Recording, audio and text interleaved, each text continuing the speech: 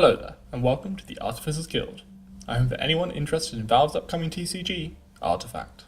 I am Divok, and today we are talking Archetypes. Firstly, a challenge. I want you guys to start thinking of an archetype you would run.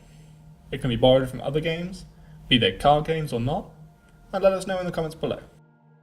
Also let us know how it developed over the course of this video, as we attempt to break down what exactly archetypes mean for Artifact. Now we don't have to come up with all the archetypes ourselves, don't worry. Valve have already shown us a few, and I want to go over these so you guys can get a better idea of how you want to shape your own archetype. Condemn is the first, and currently the most widely debated archetype, as we aren't entirely sure how it works. While the obvious comparisons are effects like Poisonous from Hearthstone, many fans have discussed that we may be barking up the wrong tree. Comparing Artifact to existing CCGs is not fruitful. Poisonous wouldn't work in Artifact, because in Artifact we have no graveyard. Therefore many people have surmised that to condemn is to instantly remove a card from the board.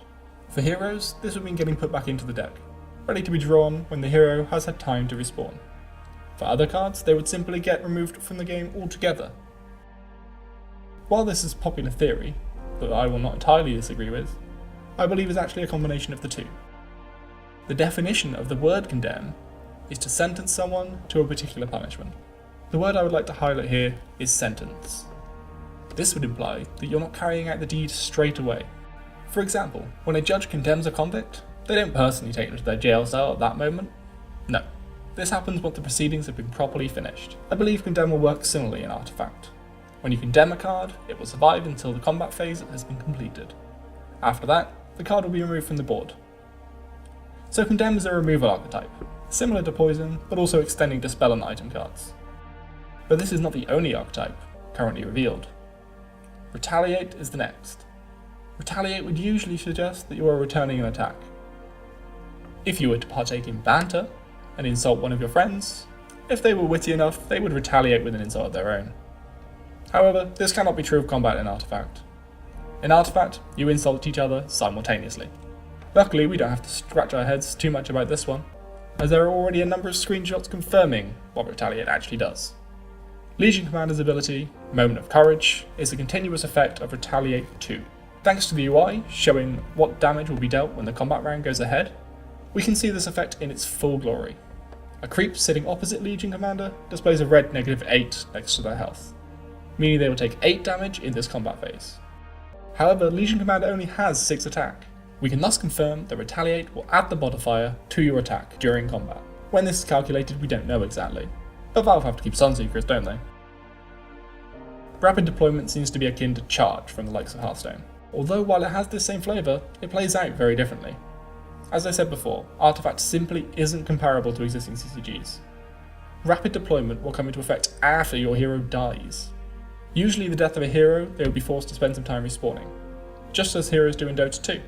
In Artifact though, this seems to take the form of a full turn, with the hero not in action. However, rapid deployment will allow your hero to respawn quicker, which in the case that regular respawns take 1 turn, this would mean they would come straight back into the fray. Now while this does seem pretty darn strong, remember that every hero kill is worth 5 gold. I can see plenty of players accidentally feeding their way to defeat with a stack of rapid deployment heroes, so be careful with this one. There have been hints of others too. Taunt and Pierce both exist as spell effects, but it's anyone guess exactly how these will fit into the gameplay itself, and we haven't seen any examples so far, so we'll leave this one for you guys to speculate over. Now for our entry into the challenge we mentioned earlier, to create your own archetype. Our archetype came from creating loads of concept hero cards. We quickly discovered that we were repeating ourselves with a particular type of ability. In Dota 2, there are a number of abilities that are channeled. These require the hero to be doing nothing else at the time, and making a different action will cancel that ability entirely. This gave us our first idea for an archetype: Focus. Focus is a powerful hero ability that can only trigger if you have played none of their respective coloured spells in their lane this turn. So if you had a blue hero with a focus ability, and you passed your turn without playing any blue spells in that lane, their focus would trigger when appropriate. However, if you do cast a blue spell card, the ability would not trigger, even if any of the other parameters are met. The best example of this would come from the same hero that we took the name Focus from, Wind Ranger. In our concept for Wind Ranger, she has a focus ability. if you do not cast any green spell cards in her lane during your turn, she will be able to focus on the combat round itself, with an ability called Focus Fire. After the initial round of combat strikes, if Wind Ranger still has any health, she will attack another 2 times without triggering a counter attack from the enemy. This not only comes at the cost of having very low base attack on the card, but you must remember that it is a focus ability. The only way this can happen is if you do not cast any green spell cards in that lane. With 3 lanes and only 5 heroes, it's entirely possible that Wind Ranger would be the only hero in that lane.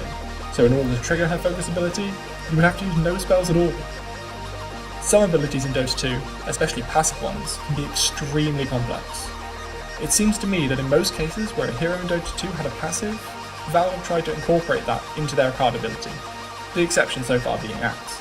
We expect Valve to continue down this avenue in the future, so we've devised a way in which focus can be used to make complex abilities come alive in Artifact. The first time we looked at this was when considering Brewmaster. If the Drunken Panda himself wasn't included early on in Artifact, it would be a crime. But how do you bring his passive into the game? It's not only based on RNG, but it also has a critical hit chance and a miss chance. To combat this, we have a 2-part ability. The first part being a regular passive similar to Phantom Assassins. Brewmaster will do extra critical damage to non-structures. Now this has been toned down to a +3 from Phantom Assassins +4, as we're also adding a secondary part to this ability. If you can trigger Focus on Brewmaster, all damage he takes in this round of combat will be halved. We originally had this working like it would in Dota 2, evasion means you dodge all damage, but this seemed a little too strong, especially with having another part to his ability. So because of this, we decided to bring it down to half. It is still strong of course, but it comes at the same cost that all focus abilities have. No spells can be cast of that colour. As you can see, originally focus abilities were stronger, but you have to think about them being stacked. You must remember that we're not discussing abilities today, we are discussing archetypes. What would happen if you stacked 3 of these heroes in one lane? Wind Ranger can shred towers and high health heroes. Brewmaster can be a great brawler, unlikely to lose a one-on-one fight. Adding another one into the mix would spell utter destruction if their abilities were all designed separately. So while we have focused on specific examples so far, I would now ask that you forget all of that. Remove all of the fine-tuning you just did to your Meepo-inspired archetype, and now imagine 5 heroes, all using your archetype. You want to try and make it so that they wouldn't be able to win. Not alone. Pick what your archetype can do and dial it in. Home in on exactly what makes your archetype special, and try to ensure every single ability in this archetype is tied down to it. Does your archetype look different now? Good. Never settle for the first draft of anything. You can always improve it. Whether you think you need to work on the balance of it, the way it functions within the game itself, or just incorporating it into the lore of the Dota world. There is always more that can be done. Start making heroes with it. Can you make heroes for each colour? Can you make 8 heroes? 16? How viable is this as an archetype in the long run? We struck gold with Focus, as it was somewhat reverse engineered. We already had all of the abilities in place before noticing they all had a theme. What we ask of you guys is much more difficult, but the Artifact community has already proven they can do anything they put their mind to. So let's see your archetypes. Start the discussion in the comments below. Heck, if you think your archetype has some real grounds to be put into the main game, create your own video or thread about it, and let us know. Don't forget to follow us on Twitter at Artificer_Guild to get all of the latest news and updates surrounding the channel and Artifact itself. I've been Divok of the Artificers Guild, and we will see you next time.